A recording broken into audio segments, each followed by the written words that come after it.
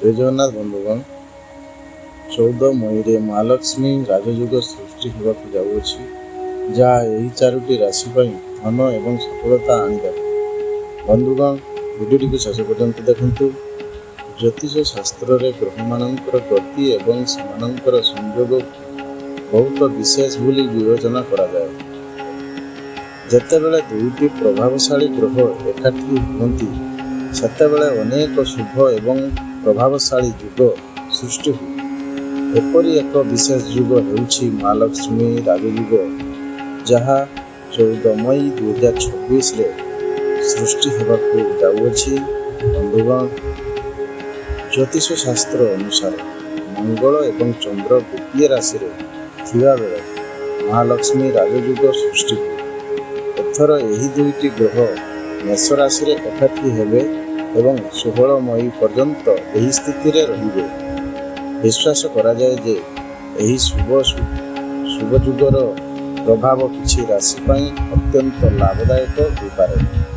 ବିଶେଷ କରି ଟଙ୍କା, କ୍ୟାରିୟର ଏବଂ ସଫଳତା ସମ୍ପର୍କରେ ଶୁଭ ଖବର ଆସିପାରେ। ତେଣୁ ଆସନ୍ତୁ ଜାଣିବା ଏହି ସମୟ କେଉଁ 4ଟି ରାଶି ପାଇଁ ବିଶେଷ ହେବ। ବନ୍ଧୁଗଣ, ପ୍ରଥମ ରାଶିଟି ହେଉଛି ମେଷ ରାଶି। ଏହି ସମୟ ମେଷ ପାଇଁ ନୂତନ ଆଶା ଏବଂ ପ୍ରଗତି ଆଣିପାରେ। ଦୀର୍ଘ ଦିନ ଧରି ଅଟକି ରହିଥିବା ପାଣ୍ଠି ପୁନରୁଦ୍ଧାର ହେବାର ସମ୍ଭାବନା ଅଛି, ଯାହା ଆର୍ଥିକ ଆଶ୍ୱସ୍ତି ଆଣିଥାଏ। କାମ ତ୍ୱରାନ୍ୱିତ ହେବ ଏବଂ ନୂତନ ସୁଯୋଗ ଆସିପାରେ। ଚାକିରି କରୁଥିବା ଲୋକଙ୍କୁ ପଦୋନ୍ନତି କିମ୍ବା ନୂତନ ଦାୟିତ୍ୱ ମିଳିପାରେ। ବ୍ୟବସାୟୀମାନେ ମଧ୍ୟ ଲାଭ ପାଇବାର ଆଶା ରଖିଛନ୍ତି।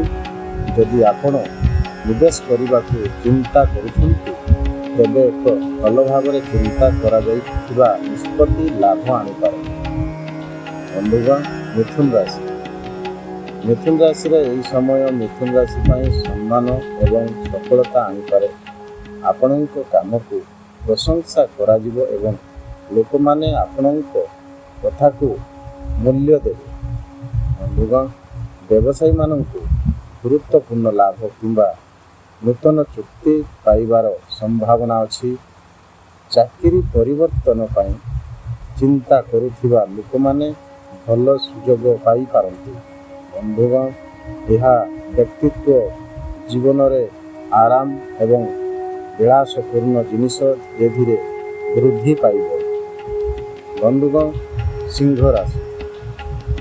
ସିଂହ ରାଶିର ବ୍ୟକ୍ତିମାନେ ଏହି ସମୟରେ ସେମାନଙ୍କର କଠିନ ପରିଶ୍ରମରୁ ଭଲ ଫଳାଫଳ ଦେଖିପାରନ୍ତି।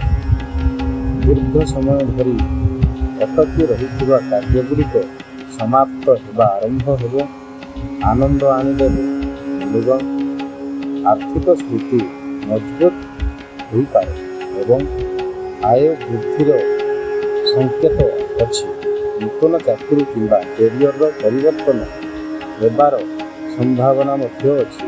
ବନ୍ଧୁଗଣ, ପୈତୃକ ସମ୍ପତ୍ତି କିମ୍ବା ପୁରୁଣା ନିବେଶରୁ ଲାଭ ପାଇବାର ସମ୍ଭାବନା ଅଛି।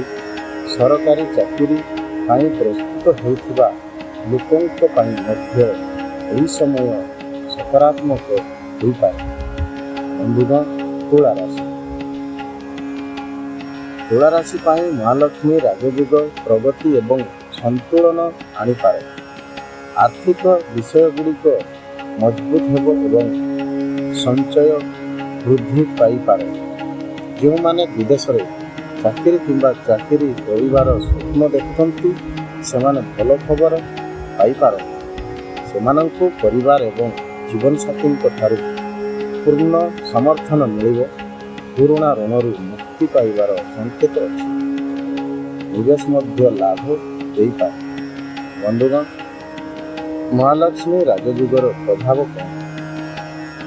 ବନ୍ଧୁଗଣ, ଜ୍ୟୋତିଷ ଶାସ୍ତ୍ରରେ ମହାଲକ୍ଷ୍ମୀ ରାଜଯୁଗକୁ ଏକ ଯୁଗ ଭାବରେ ବିବେଚନା କରାଯାଏ, ଯାହା ଧନ, ସୁଖ ଏବଂ ସଫଳତା ପ୍ରଦାନ କରେ।